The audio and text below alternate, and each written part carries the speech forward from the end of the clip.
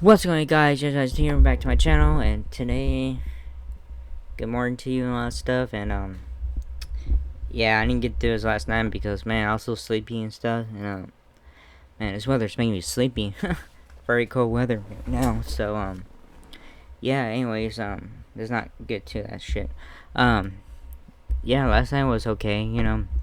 For our next Smackdown, they expect Goldberg to return last night. So yeah. Anyways, whatever. We're not happy about that. So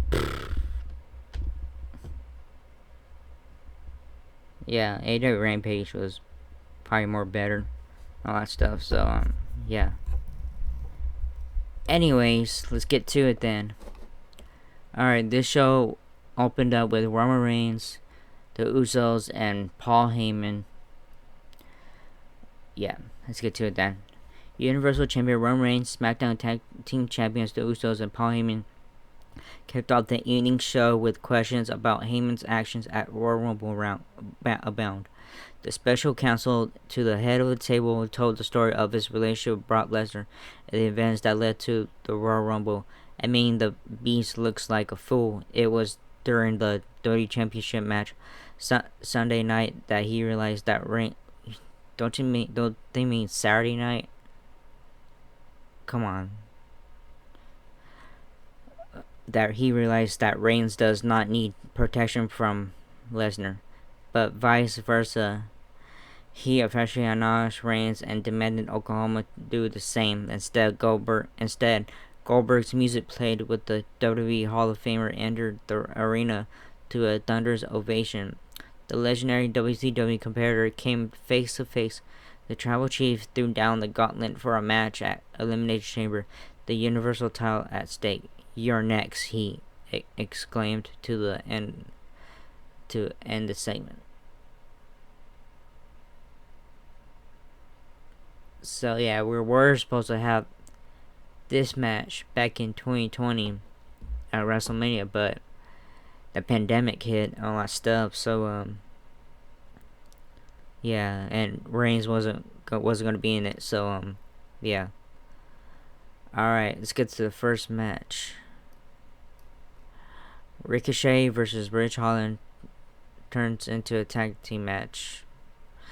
Anyways, in the latest chapter of a feud that simply will not end, Ricochet defeated Rich Holland in a lightning quick singles match, avenging several recent losses to the former rugby player and his associate, Sheamus.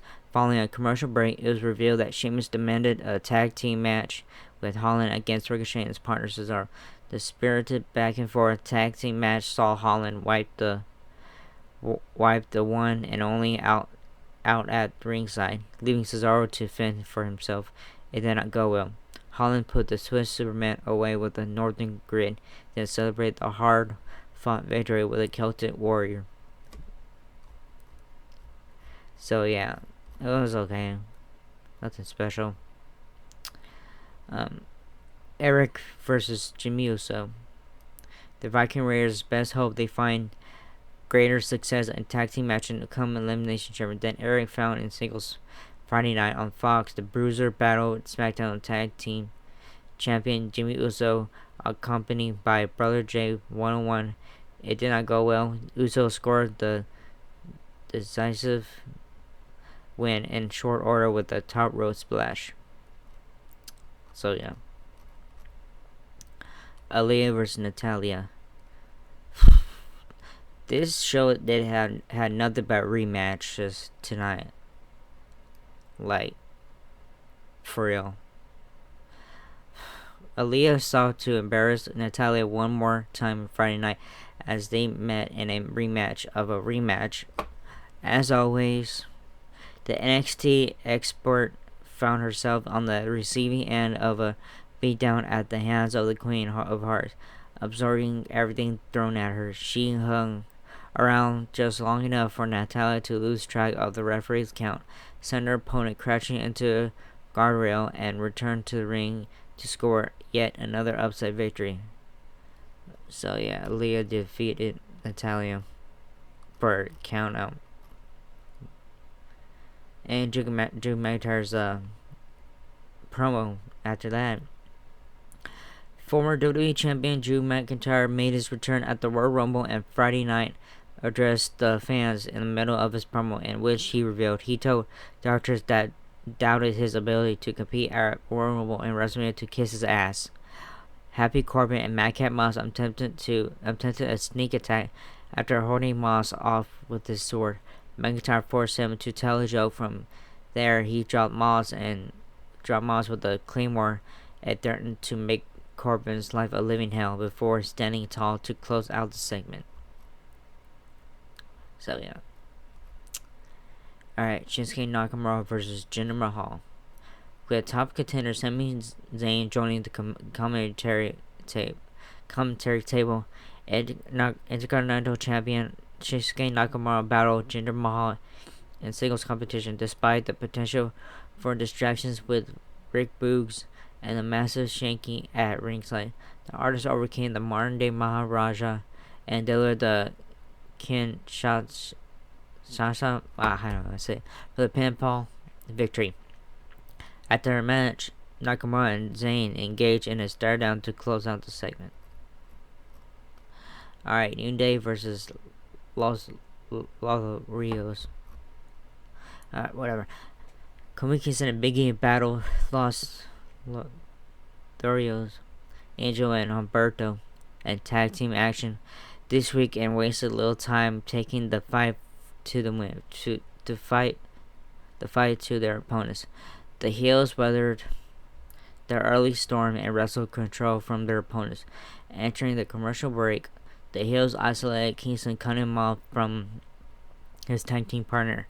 He eventually created separation and made the tag to Big E. The former WWE champion exploded into the ring, wiping the competition out. He joined Kingston for a wheelbarrow bulldog combination, but Humberto broke the pin up. The heels nearly scored the win off an electric chair drop kick combo of their own, but New Day fought back, delivered Midnight Hour, and scored the win. So yeah, New Day defeated Angel and Humberto.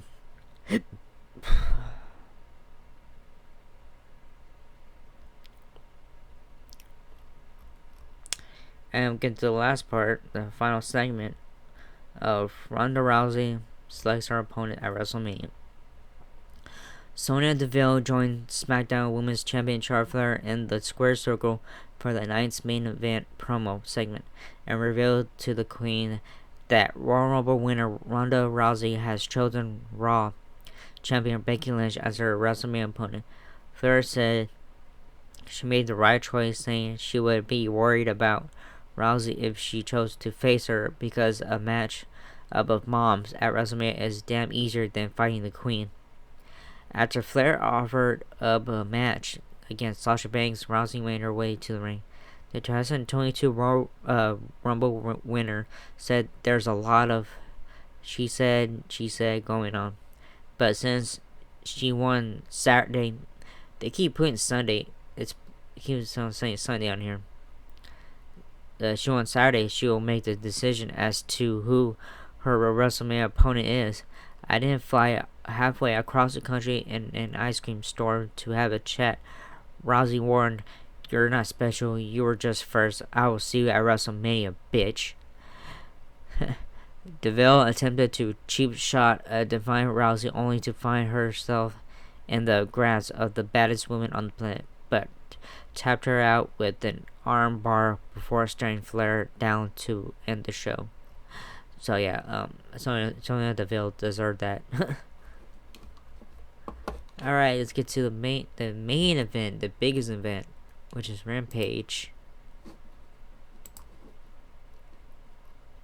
So yeah, we start with the first match, Adam Cole versus Evil Uno.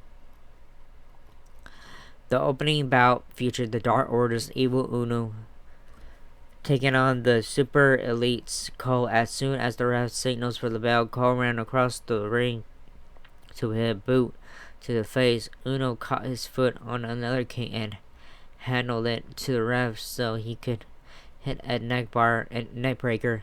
He started using his size advantage to corner Cole for a series of kicks and punches.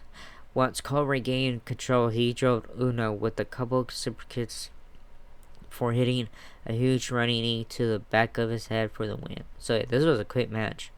So yeah, Adam Cole defeated Evil Uno. Alright, the second match. Sammy Guevara versus Isaiah Cassidy TNT Championship match. Man, as expected with these two high flyers, their first sequence was a quick exchange of counters and takedowns that showed off their speed, precision, and agility. Once Guevara had control, he sent Cassidy out of the ring so he could hit a corkscrew dive over the top rope. Matt Hardy and Mark Quinn watched as the challenger took some chops in the corner. Quinn failed when he tried to interfere, but Hardy was able to hit Guevara with a side effect to the apron, while Cassidy had the ref distracted. This allowed Cassidy to dominate throughout the commercial break. Guevara had his ribs taped from his match with Cody Rhodes, so Cassidy targeted hit his midsection with his offense. Guevara began to make a comeback and hit a stiff knee to the head. His ribs were too injured to lift his opponent for his finisher. The TNT champion hit a super kick and climbed to the top turnbuckle just then. Andrade's music hit and he appeared on stage. Guevara missed a 450 and Cassidy hit a nice backstabber for a 2 count. Both men came close to winning a few more times before Guevara hit the GTH for the win. That was a good match. Sorry, it wasn't that boring. I was sleeping a little bit. Alright, the third match, Mercedes versus Thunder Rosa. Rosa caught Martinez with a dropkick after the bell to get the upper hand. The crowd was chanting and cheering as the former NWA Women's Champion took it to the newcomer to AEW. Rosa took her outside the ring and threw her into the guardrail before hitting a suplex on the floor. She continued to control the pace until Martinez hit a spinebuster for a 2 count. Martinez dominated her opponent all throughout the commercial break. She hit a nasty hanging neckbreaker before Rosa managed to regain control and hit a pair of corner drop kicks. She scored a near fall with the Northern Light suplex. Rosa countered a splash and a splash mountain and hit a unique slam that sent Martinez out of the ring. To recover, the pin fighter slammed her opponent's face on the steel steps before Martinez pulled a pipe out from under the ring and hit her in the head to cause a disqualification. So yeah, Martinez hit Thunder Rosa with a leg pipe. So yeah, that was the disqualification on that one. All right, it's time for the main event. Ricky Starks versus Jay Lethal FTW Championship. The former TNA mainstay and the FTW champion circled each other before locking up for the first time. The crowd chanted for both men as they made contact. Lethal applied a headlock and hit a shoulder tackle to get the first takedown. Starks looked pissed as he got back to his feet. They locked up again, and Lethal showed his veteran experience once more. The Starks slapped him and initiated an exchange of punches and under various strikes. Lethal